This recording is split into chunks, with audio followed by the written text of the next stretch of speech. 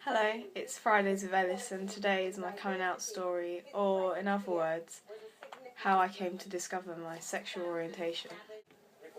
Okay, when I was in primary school, I had this one friend who was a girl, and we were in nursery together, um, and we went through, the whole of primary school together.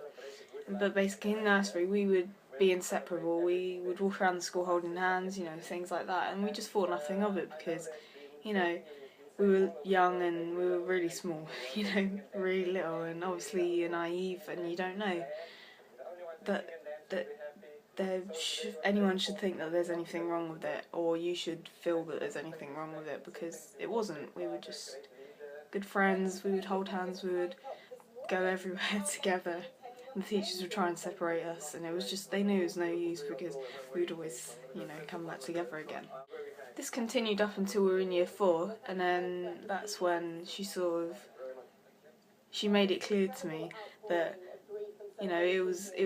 she thought it was weird and creepy, and it's like, she said, you're a girl, this is weird, we can't be doing this anymore, like, it's weird to be holding hands if you're a girl and I'm a girl, and, I like boys now, so, I don't want to have anything to do with you, is practically what she implied.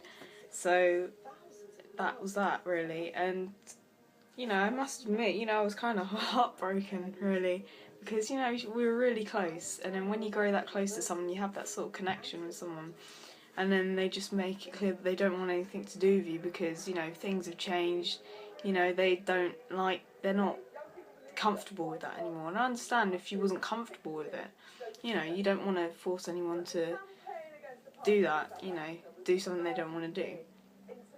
But there were nicer ways that she could have put that, instead of saying, ew, you're a girl, I don't want to do this anymore, you're creepy if you still want to do that.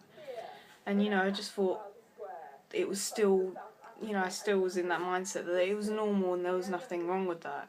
But then she made me realise, well, not realise, but she made me think, she gave me the wrong impression, obviously, but she made me think that there was something wrong with that, wanting to hold hands with a girl. And then that sort of had an impact, really, because I went through, the next 3 years thinking that it was wrong and sort of trying to bury any feelings I had, any attraction I began to feel towards a girl, and I sort of forced being straight upon myself for that period.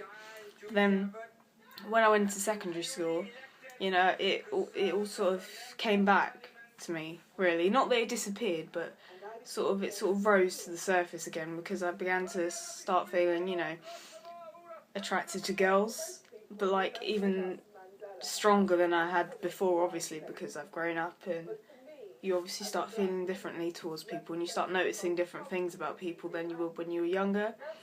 So, I came to realise that maybe there was more to it than just, being young and naive and just wanting to hold hands with your best friend, but it was more like you'd see someone, like, say you'd see a girl going on the bus and you think, oh, she's got pretty eyes, or,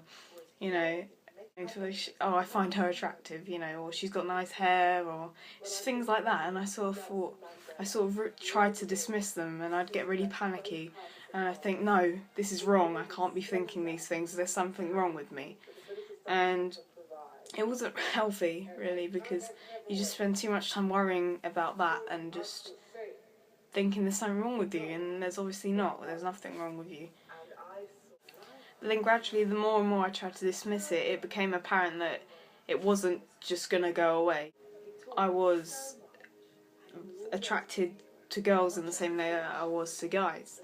And I thought, that's weird, you can't like girls and boys, that's not normal, like there was something wrong with me. And because of her, she made me feel like that wasn't normal, and I was weird, or there's something wrong with me, or I needed help, pretty much. Like, I was crazy for liking girls, but liking boys too. That was even worse, apparently. In her mindset, anyway.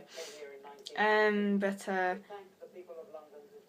you know, then I got Tumblr, which ruined my life, or it didn't, but you know, ruined my social life, if you will. But it has been one of the best things I've ever done. Because you know, I became aware that there are people who also felt like me, who have been through the same experiences, and that there's nothing wrong with liking girls, liking boys, if you're a boy liking a boy, if you're a girl liking a girl, liking both, liking whoever you want, not really caring. You know, if you like dressing like a girl when you're a boy, there's nothing wrong with that.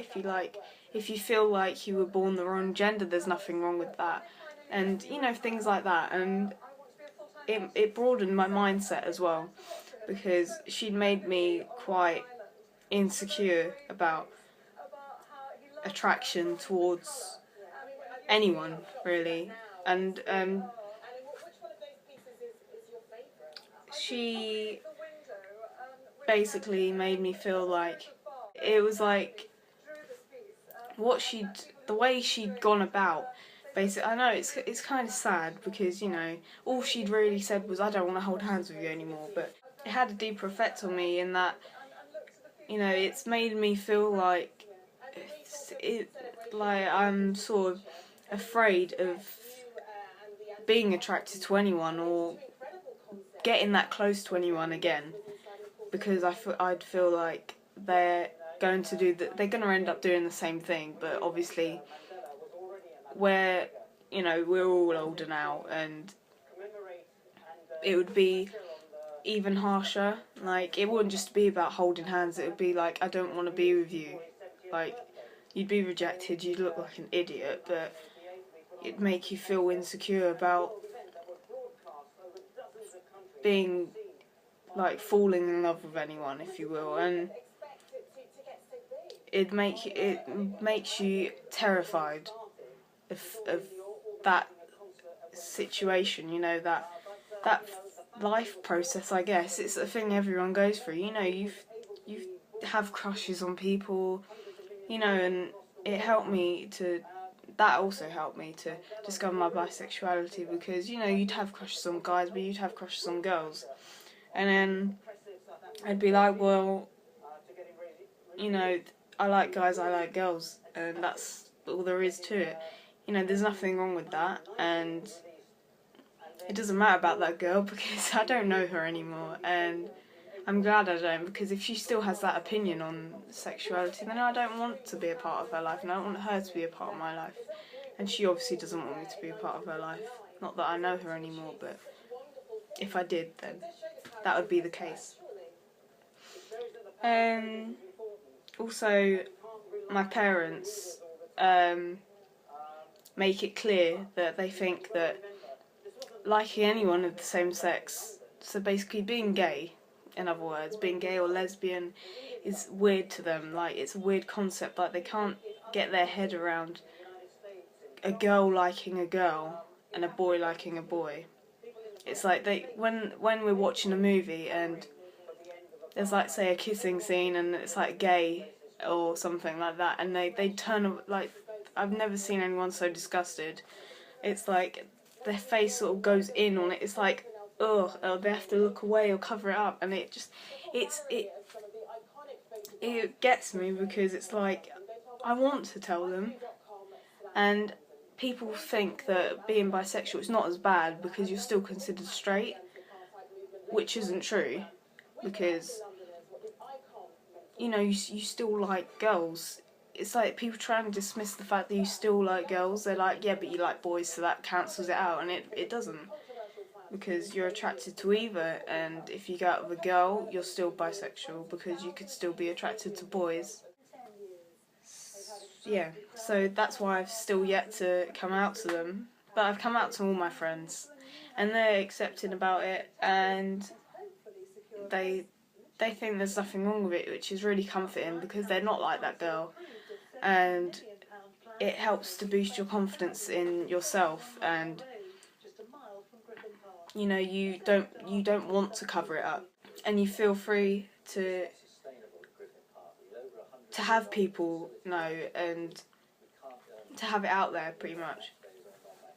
Basically, the moral of this story is that it's a thing that most people go through, if not everyone.